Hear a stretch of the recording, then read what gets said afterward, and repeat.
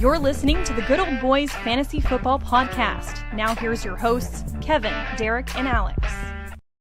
Alrighty, welcome in, ladies and gentlemen, to another episode of the Good Old Boys Fantasy Football Podcast. I am Derek, and joined as always by your co-host, Kevin. Kevin, how are we doing tonight? Doing good. Getting to spend another Tuesday night with you. Letting the football season digest here a little bit, right? Like, we're getting some news and notes. We'll get into that here in a little bit, but right now I'm enjoying what was, but I am anxiously optimistic about what is to come. Right. So it should be good, right? There's kind of some news and some notes starting to kind of float out there. Worth keeping an eye on, right? Free agency kind of right around the corner, and we'll go over that here in a little bit. Some guys, making some things be known, and some teams letting some things be known when it comes to some of these players and their availability here coming up. The Dolphins made some moves, right? We got some word that Mike Evans is planning on returning next year, and as well as things have kind of seems like they've kind of fully settled in here and settled down with the coaching carousel, and we may see some final kind of shifting and maneuvering here, but it seems like kind of all the major dominoes have kind of shifted into place. So now it starts looking ahead as teams start positioning and maneuvering players and contracts to either free up some cap space or and trying to set themselves up to make moves here in free agency. But any kind of thoughts, any news notes that you want to hit up here before we start diving into some of the free agency side of things? So I think before we dive in, and maybe as we're diving in, just a reminder, we are opening, or I think was it today, where it opens up the window to be able to franchise tag. So we'll see how that shakes out. A couple names that I think we're trying to figure out how that looks for teams and their cap space. I think one that comes to mind is George Pickens with the Cowboys and what they're going to be able to do. It'd be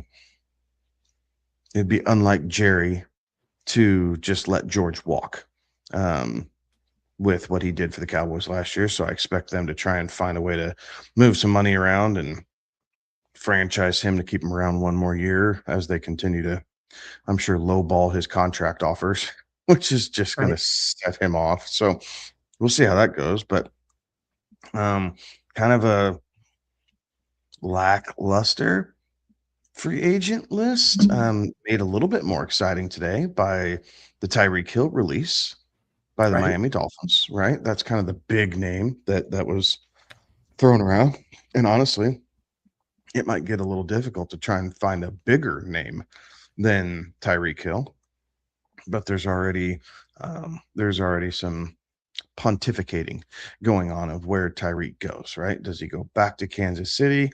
Does he go to a wide receiver needy team and like the Raiders, right? Just seeing what JSN just did. Raiders have a ton of cap space. They need a wide receiver. So does he go to Vegas and try and play that JSN role, if you will, for Clint Kubiak? I think that is kind of interesting. Obviously, Tennessee, because they have so much cap space, is a player all over the place. But yeah, definitely some names being floated out there. But I mean, it'll be interesting to kind of see where some of these names fall as far as free agents. And so really, they're all important and they all kind of, have their place, but we tend to gear towards the players who contribute to fantasy purposes, right? Immediate fantasy purposes.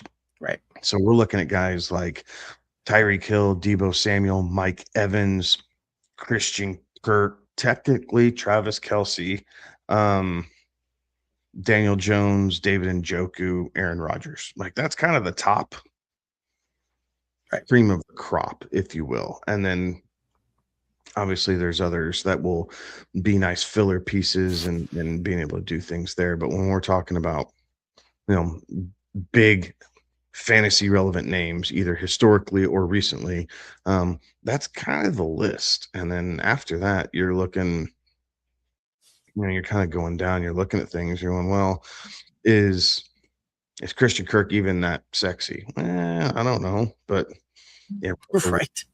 like Russell Wilson out there technically, Tutu Atwell, De'Ami Brown, Taysom Hill, Dallas Goedert. Who else is on this list? Kyle Pitts. Technically, Kyle Pitts is interesting. Right. So I think he should kind of be higher up that list. Even though, again, franchise tag, I expect the Falcons to keep him around after his year last year and to try and give one more shot about what they got. And then what else? Hollywood Brown. That's super exciting. Zach Wilson and Tyrod Taylor. Neither one of those are exciting. Najee Harris, DeAndre Hopkins, Adam Thielen, Austin Eckler. Yeah, I mean, so you get the mixed bag, right? It falls off quickly, as a lot of free agencies do, right? So you have your guys who are going to demand top dollar, but they want to be shuffled, if you will, and for teams to try and improve where they can, whether they're unrestricted free agents or restricted. We'll kind of see how some of this plays out, but there's definitely names that we all know of here in the football community that we're going to be keeping a close eye on. And then there's other guys that we probably don't know as well. And we're just going to have to do a bit of research to see how it helps our team or could become fantasy relevant. Yeah, and it'll be interesting to see how some of this plays out, right? You mentioned it before, right? The NFL franchise tag window opened today, running through March 3rd. So we'll see how that plays out and what that kind of looks like. The legal tampering window opens up March 9th and will run to March 11th. And on March 11th is when the New Year League kicks off, and that's when players can officially sign. So, kind of about 3 weeks here. That'll be a kind of a lot of developing storylines that come out to play and come out here, and we'll see who starts meeting with who and what that begins to look like. You mentioned the kind of top free agency names. There's a couple of teams out there that are actively seem like they're actively shopping their quarterbacks out there, with both of these quarterbacks seemingly having kind of played their last game with their organization, and now it's just a matter of are they traded? Is this is this a cut and move on? Is this a we can reconcile things at the 11th hour and try and run it back again? But right, it seems like the Cardinals are actively shopping Kyler Murray at this point. The Dolphins seemingly actively shopping Tua Tagovailoa, right? And this goes with the Dolphins kind of cleaning house already this offseason, right? They got rid of the general manager, got rid of the head coach. They cut Tyreek Hill earlier this week. Same thing as well, right? They cut Bradley Chubb and James, one of the guards, Daniel James, one of the guards for them, to seemingly try and make some moves and clear up some cap space, and really try and start the rebuild in Miami. So it'll be interesting to see some of these other moves that get made, and who else do we see as potential cap casualties. Yeah, absolutely. So some of these teams have a lot of work to do. So if we're getting, where'd I go? I'm looking over the cap, right? I know Derek and I were kind of compiling pre-show how some of these can look slightly different, but I'm looking over the cap. But effective cap space. So it's a little choppy at the bottom. So the Chiefs, right? $62 million over the salary cap.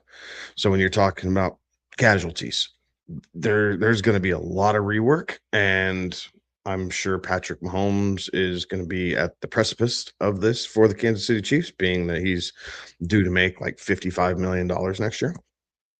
So seeing what they can do there. But then the Minnesota Vikings, which I was a little surprised by this, honestly, right? Young rookie quarterback. I know they just paid Jefferson, but I think they were really spending towards the Super Bowl this past year, right? They really thought that they were going to be there or take a shot at it, deciding to let Sam Darnold go, coincidentally, and then the guy goes out and wins a Super Bowl. Right. So that did not look good, right? That move did not age well in Minnesota. Is the guy that they had in house, and they let him go. And the very next season, he goes and wins a Super Bowl. So that one didn't age well. The Cowboys, which I think is really no surprise. This is the game that Jerry Jones plays, right? He plays chicken, and then he blinks. And because he waits so long, oftentimes he ends up paying more for these players than what he would if he would just come to the table and at least have a more competitive offer to start with, is what we're going to say. But they're 37.5 million over, and then it gets a lot better from there. Then the then the Bills are at 16.4, the Jags are at 15.5, the Lions are at 14.5, the Saints are at 13.5. So these numbers get smaller pretty quickly, right? But you definitely have three teams that they're going to have to figure something out. The Cowboys and the Chiefs have a bunch of that bankroll tied up into their quarterback. Cowboys also have a bunch of it tied up into CeeDee Lamb. But the Vikings are the interesting one. And then after those three teams, it does seem to be better. But definitely some casualties coming this way, because there's no way these teams are going to be able to keep all the guys they have in house, being this far over the hard cap that football has, as opposed to baseball or basketball, where there's a luxury tax. Right. Well, and yeah, it's not only just those teams that are looking to do that. You've got a lot of other teams that may make moves just to free up additional cap space, things like that, right? Like there's some of these other guys that are potential cap casualties, and names are being floating around there, right? And so all speculation at this point, but like Cooper Kupp's a name that pops up through several different types of reports that you read on that one. Who knows? We may see like a restructuring there. L'Jarius Sneed is another one that kind of pops up there, which is an interesting deal, right? Because the Titans are one of the teams that have the most salary cap available, but he does come up there as a potential cap cut because of where his contract is and being able to save some funds there. Kirk Cousins. They really thought that they got one over on the Chiefs. Yes, they did. The Titans did, right? And some players just don't fit well in other systems. Right.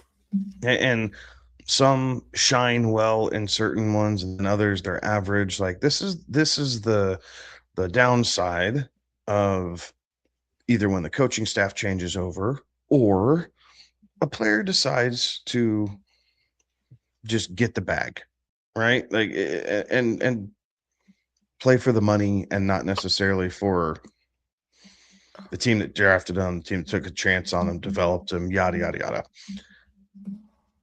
Putting myself in their shoes, I don't know if there's a right answer. I think every person's situation is slightly different. It's no different than mine or yours or anybody else who's tuning in. But because we're the armchair, right? Armchair quarterbacking, right. It does lead you to scratch your head a little bit and go, these players are making millions, right? Like we are not talking the difference between being on,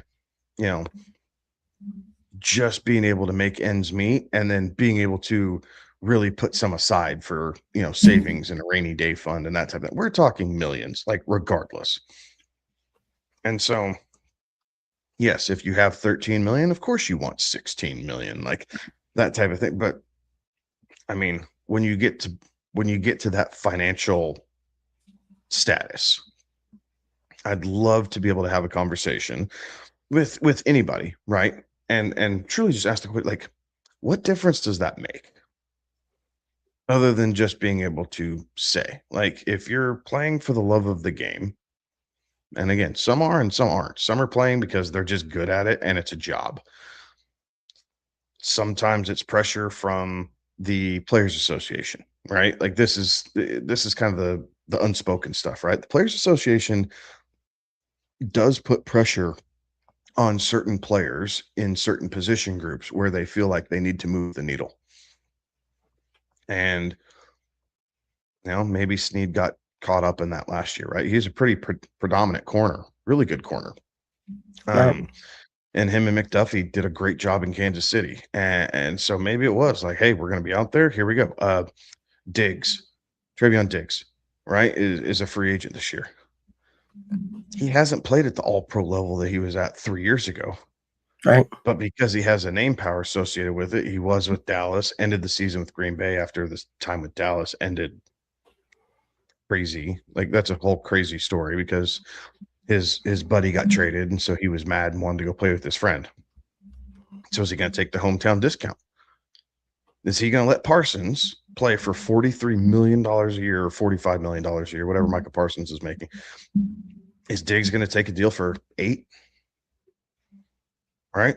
Going cornerbacks are 15. Is he going to take a deal for $8 to play with his friend? Right. Or is now he going to try and hold that over the Packers? Like all the things. And I know I'm going down a rabbit hole, and we could do a whole 2-hour show on how some of this works and the rabbit trails that we could go down and make sense of. But it is definitely interesting. And as to why we get in these types of situations and why players have success, and then all of a sudden seemingly nothing changes, but in the background everything changes, and then that success goes to mediocrity very quickly. Right. Well, and it's kind of the same thing we talk about all the time when you see these players get drafted into certain scenarios or certain organizations, and things don't necessarily pan out. They get labeled as a bust. They go somewhere else and they find great success on that. A lot of that has to do with the people around and how the organization's set up and structured, right? Like just like anything else out there. One, it takes a lot of talent to be able to do what they do, and severe, extreme athletic ability to do what it is that they need to do. But the support structure also has to be there to be able to have people go out and compete at their best, right? And so when some of those things change, to that point, also when some of those things changes, it doesn't necessarily seem like a lot, but it is an absolute difference maker and changes the entire landscape there, right? We can take Sam Darnold, for instance, right? This was a guy that was, seeing ghosts, was labeled a bust, goes to Carolina, loses the starting job there, then comes in and replaces that, but then isn't the guy to be able to be the guy there, and moves on to go be a backup with San Francisco, kind of finds his mojo back being around a support system and a coaching tree that seems to do a pretty good job of developing quarterbacks, and has a system in place to then go on to another guy that seems to do a pretty good job of moving the needle and moving the dial with quarterbacks and doing that, to then go to another organization that has a kind of a storied history around a very good organization for support for and development of the team, right? And like, I'm sure there was a lot of growth and development and all of that along the way for him, but the journey is insane when you kind of stop and think about it. And sometimes it goes in reverse for some of these players, right? Sometimes it isn't that overcoming the adversity and proving all the people wrong. Sometimes it's going to a different scene, and the wheels fall off. So But yes, you're right. We could absolutely dive down this one and probably do an entire 2+ hour show on this one. But kind of getting back to some other potential cap casualties, right? Kirk Cousins is a guy that would be anticipated to be in the market there. And that'll be interesting to see what Kirk does, right? Because Kirk's no longer got the really the seeming value to go out there and demand the Kirk Cousins contracts that he's been able to do throughout his entire career, where he's made an absolute ton along the way. So it'll be interesting to see what kind of Kirk Cousins contract gets conjured up this offseason. And if there's teams, willing to do that, and if he's willing to sign for backup money and be a backup type of thing again at this point in his career. So that'll be interesting to see. Joe Mixon is another guy. Michael Pittman is a guy that the Colts could move on for, because it's about $24 million in potential savings there. Justin Fields, Marshawn Lattimore, TJ Hawkinson, Marlon Humphrey. All of these guys have some pretty good name power and potential teams moving on because of some cap concerns and cap issues there coming up. Yeah, absolutely. And it just goes to show, right? Like you might get paid, right? And that's what a lot of this is. It's the number that gets flashed across the TV. And it doesn't mean that you're going to get all of it, right? They hide a lot of it in incentives and everything else. So roster bonuses that you have to be with the team on a certain day, and if the team cuts you the day before, you get nothing. So yeah, like it doesn't always pan out how it looks on paper. So one thing I was just thinking about, right? And this is a long shot, so don't, again, hearsay, whatever. But I was just thinking about, if the Colts, technically Daniel Jones is a free agent right now, right? Yes, he got injured and everything else, but with the success that he had with the Colts organization and them knowing that Anthony Richardson is not the answer, right? You would expect them to be pretty active in trying to get something done with Daniel Jones and or potentially franchise tag, right? That's always a possibility. But man, oh man, if the Vikings weren't strapped in cap hell, wouldn't the Vikings like to bring another guy back that they had in their building, right, to try and get the offense going again after a very dismal 2025 season? Like, so many of these free agent quarterbacks can be tied to Minnesota, because everybody knows Minnesota needs a quarterback. Like 9, I've seen enough of that. Like, and again, it's not that 9 may not develop into being a good starting quarterback, right? A la Sam Darnold. 9 needs more time to develop. And just sticking him out there, I don't see how that's doing him any good and a service other than you get live reps. But for a team like Minnesota, who really felt like they had a window and had an opportunity to not only get to the playoffs, but really compete and try and make some noise and potentially get into the Super Bowl. Again, it's what they felt like at the beginning of the 2025 season. Going into 26, what's your mindset? Like, do you still feel like you're just a quarterback away, or are you looking at it going, you know what, we need to blow this up? Like, we just can't. So we're going to cut TJ, right? And just deal with Oliver, right? Oliver's on there. Yeah. So deal with Oliver, and we're going to move on from Aaron Jones, and we're going to, just draft youth, and we're just going to try and shore up the offensive line. Maybe we just help protect 9 better, right? And so they focus in on that and sacrifice some other places. But I just, again, the rabbit trails, right, with all this free agency and stuff, and the way that one thing gets you thinking, and then you scurry off over there, just looking at these between the casualties and what teams need and how they're going to react to that, and if they're able to address it appropriately, or if they strike out, right? They just swing and miss. Because remember, that happens too. It happened to the Raiders last year, in the quarterback market. That's how they ended up with Geno. Mhm. They didn't want Geno. They swung and missed on everybody and settled on Geno and tried to spin it as this good thing. And it clearly was not.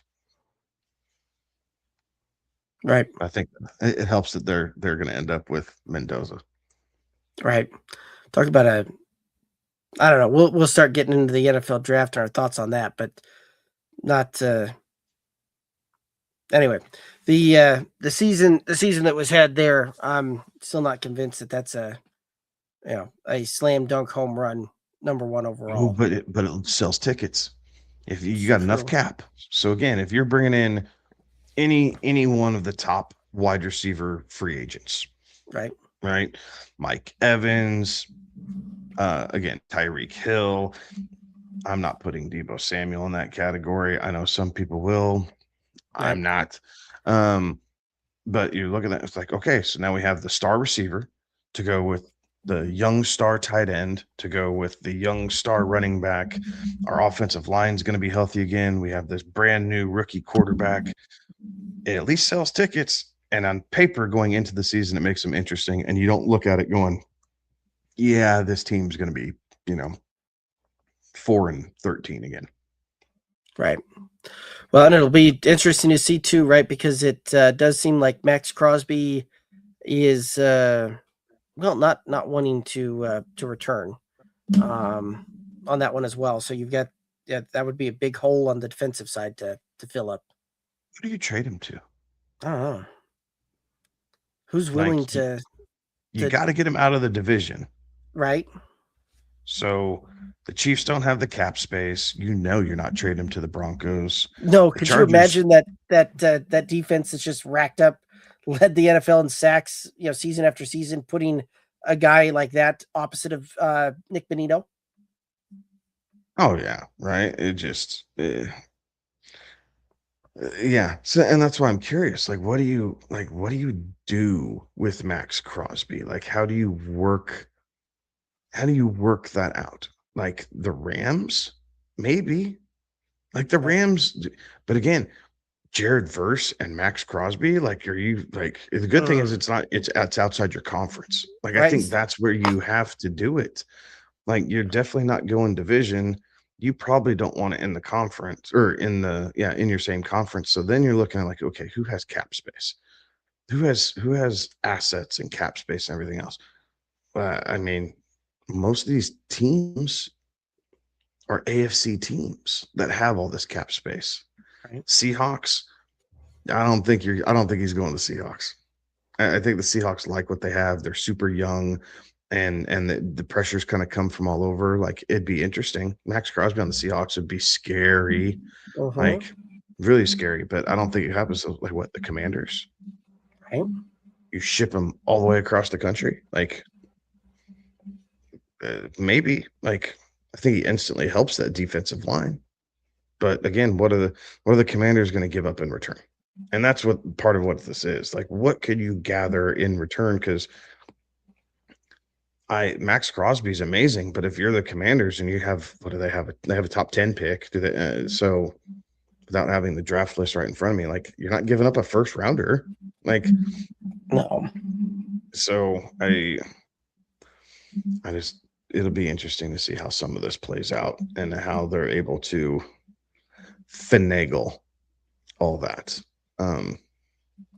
Right. Some of the that'll be interesting to see. But he's a difference maker, right? I mean, right? There's not many. Let's see here. If we go to that's little free agency tracker, right? There's not really difference maker edge rushers. Yeah, there really isn't. And this is one of those that you could bring him in. This is a guy that you bring in to close out to be that closer on defense, right? A team that is that piece away on the defensive side of the ball that, it's games on the line and you need the defense to come up with a stop. This is the guy that you go out and get to get that critical, sack, to get that critical pressure on the quarterback into making, off time and bad decisions. Yeah, Trey Henderson, difference making, right? Yeah, I wouldn't put Uh, him anywhere near on the same level though as Max Crosby. I mean, We'll see, but I he's a don't little see those. dinged up this year, but I mean, if you go back to the 24 season, I mean, he That's fair, had more sacks, right? He disrupted the game more statistically. right? Again, Now when you're Crosby's kind of a different animal, but then you're going like Khalil Mack. Well, Khalil Mack's not real. I mean, he's getting long in the tooth, right? right He's 5 years injured. He's ago, not that's a different playing story.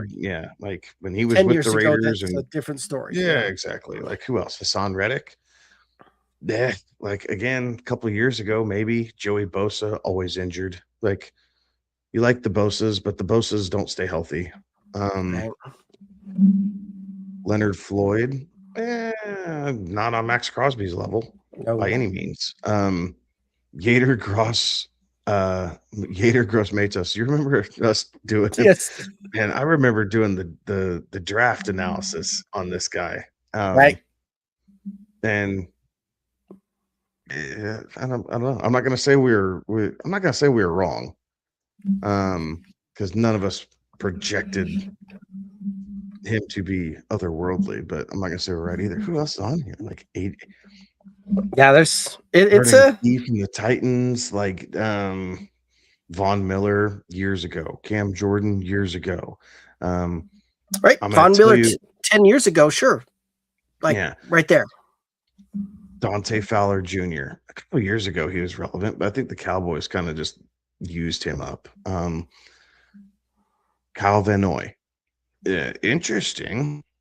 I think he'd be a better fit other places as far Right. well, I mean, he's a free agent. He's going to go where the hell he wants. But Another yeah, this guy is though the that's list. getting long Like, in the tooth.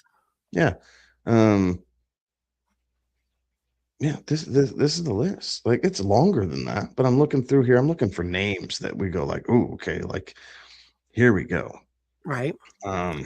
Brandon Graham, oft injured, and as the Eagles got younger and younger, Graham found himself on the bench more and more because the talent that Philly was drafting, particularly out of Georgia, just by coincidence, but those guys were better. Uh-huh. And so he kind of fell off.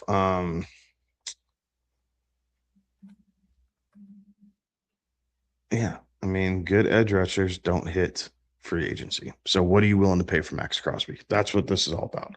Right. Knowing that if you had the cap space, I guess you could go after Trey, but monetarily, maybe you save money by going after Max. So very interesting. Uh-huh. Because this list isn't super sexy. Like they're going to try and rotational guys, special teams guys. Right. Draft somebody and try and bring him along, right? Like see if you can't hit on a third or fourth round guy to bring him along. Like, the Nick Benito special is what I call that maneuver. Heck yeah. Although I remember when we were doing the draft analysis on Nick Benito for that draft, and I do remember somebody saying that this guy was going to be pretty good in the at the next level. So, yeah, absolutely. A little raw, right? But he had a couple years to develop, and that's what and again, you need. a guy that came into a great system and was able to hone his skills and refine those and develop and the and is now a one of the better pass rushers out there. So, alrighty, we kind of keep going down some of these rabbit hole here. Any other news, notes, free agency you wanna chat about tonight? No, nothing that's going to be earth shattering. Again, we can keep going down the rabbit holes, but for the sake of the show, I'm gonna say no. Okay. Well, I tell you what, let's go ahead and we'll go ahead and hit up a guess the player tonight, and then we'll call it a day here. Let's take a look here. Alrighty. I've actually got two teed up if you're feeling froggy tonight. All right. Alrighty. The first player. This player finished top 15 at his position in half-point fantasy points. Very broad clue, but are there any guesses? No, not yet. Okay. Clue number 2. He wasn't drafted as an elite option, but ended up being a pretty much being a weekly lock for your lineup. Parker Washington. I like the guess, but nope, not there. Clue 3. He had multiple 20-point fantasy game points, but he also had a couple of weeks that just made managers go rage tilts.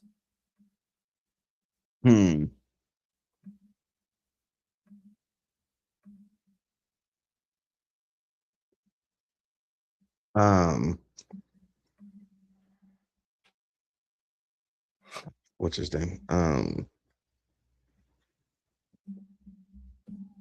Sean Tucker, right? The Bucks Ooh, running back. I like the guess, but nope, that is not the guy.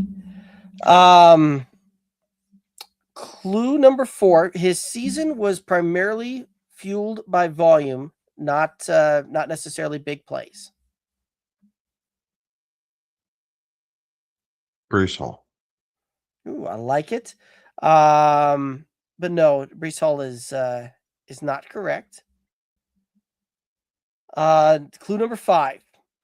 There was a lot of fantasy folks out there on the socials that during part of the season were very much in doubt of this guy, and spent the rest of the time talking about why did we ever doubt this guy. Any clues? Woody Marks. I like it, but no, Woody Marks is not correct. I will give a bonus clue on this one. So the bonus clue on this one, it is a running back.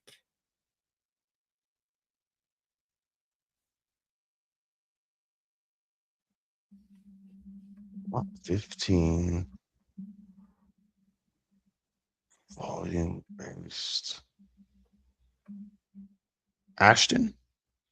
Ooh, I like it, but no, Ashton did not get there. Any final guesses in chat? If you have any guesses, go ahead and throw those out there. Yeah, there's nothing. This was tough. There's nothing like super distinguishing. Right. I went a little bit harder this week on some of these with some of these clues, but final It's guess. not DeAndre. We covered that one last week. Yes, So yes, we did by process of elimination. Right.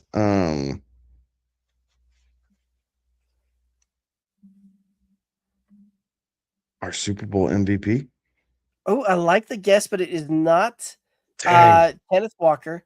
I gotta be dancing right around it. I'm not by the finish, like I'm dancing right around where this guy finished. Yeah, you were kind of dancing there. So are you ready for the answer? I am. I'm ready for the answer. You got me stumped. It is Chase Brown. Ooh. So okay. Yeah, this was a guy that ended up finishing running back number 8 in half-point PPR. Had got there on volume, right? Was 132 carries, 88 targets on this one, and had a predominantly receiving type of role in there as well, with 69 receptions. Definitely had some spike weeks and a few med weeks, right? Like there was some of those 3 weeks of the season, right? Yeah, trying to trade him away. 4 weeks of the season. Weeks 2 through 6, you were pulling your hair out, going, "Oh my gosh, like this guy is single-handedly going to tank my roster on this one," and then became very productive, especially down the stretch, right? When week 17 for championship week was running back 3 overall. Week 16 semifinals with number 2. Right, had several top 10 finishes kind of along the way as well. So you certainly managed to get there. Tried buying low on him in the home league, and I just could not get the deal done. Right. So yeah, it was a tough one. That's a good one. Okay. Yeah, I tried making a deal for him as well and just couldn't seem to make it happen. So anyway, so went a little harder that one. I do have another one. This one is I will say this one is not an easy one either, but let me know when ready for the first clue. All right, let's go. Okay. So, clue number 1. This player finished top 20 at his position in half point PPR, but never really felt like a stud at the position. Stephon Diggs. I like it, but no, that is incorrect. Okay. Had 1,000 plus yards rushing, but was not a top tier touchdown scorer. Shit. Okay, so now we know we're in running backs. Yep, we got there a little quicker this time. Got there a little quicker this time. Okay, I hear this.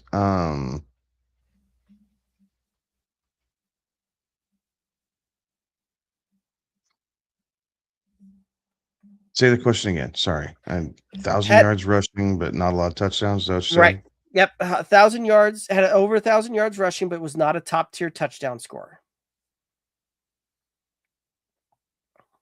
We're going back to Genty. I like it, but that is incorrect. Okay. Clue number 3. Caught around 40 passes, meaning that he stayed somewhat fantasy relevant without being a target monster in the out of the backfield.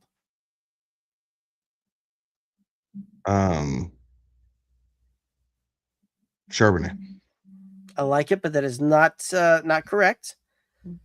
Clue number 4. He had enough weekly volume to keep him in ceilings, but it was a little bit boom bust with this player as well.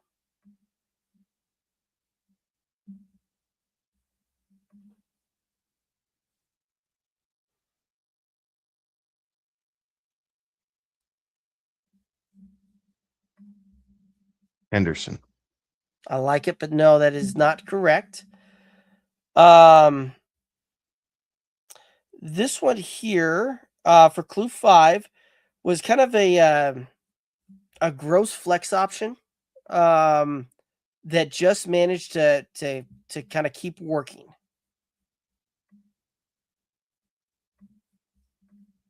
Woody Marks. I like it, but was not Woody Marks. Damn it. I will give a bonus clue on this one. This player was a waiver wire warrior at one point in the season, and was really not drafted in most formats. I like it, but no, it was not Kenneth Gainwell.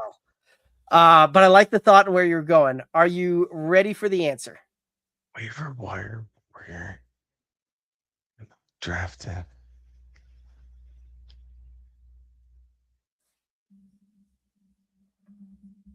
Leads me back to Sean Tucker, but I don't think that's it. It was not Sean Tucker. Yeah, dang it. Okay. It was Rico Dwaddle.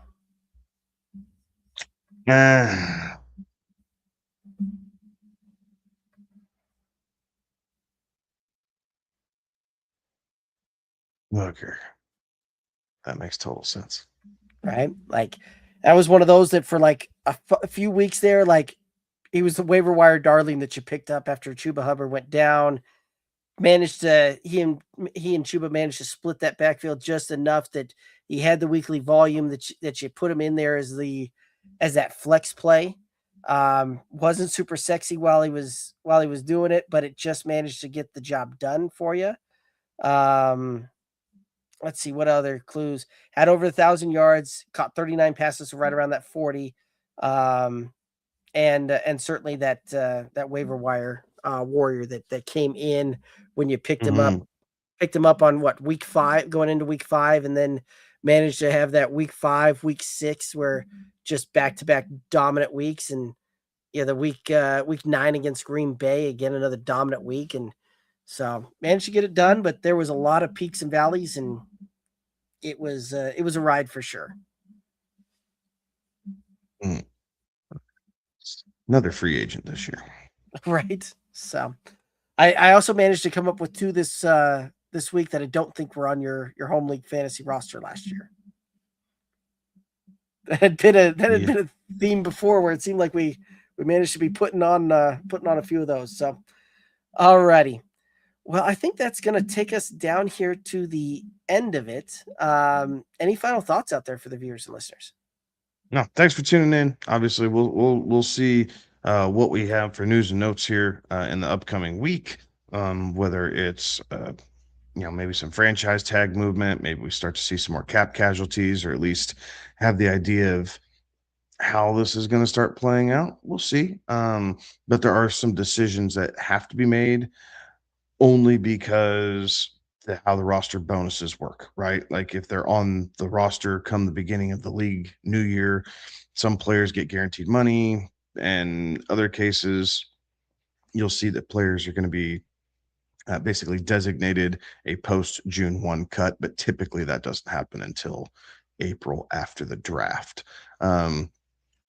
So we'll see how it picks up here. But other than that, we'll start getting into positional breakdowns here. We'll start working on draft boards, draft analysis, if you will, because the combine, pro days, all that good stuff is coming up. So we'll definitely get some good news and notes from that, if nothing else, just to celebrate the Underwear Olympics.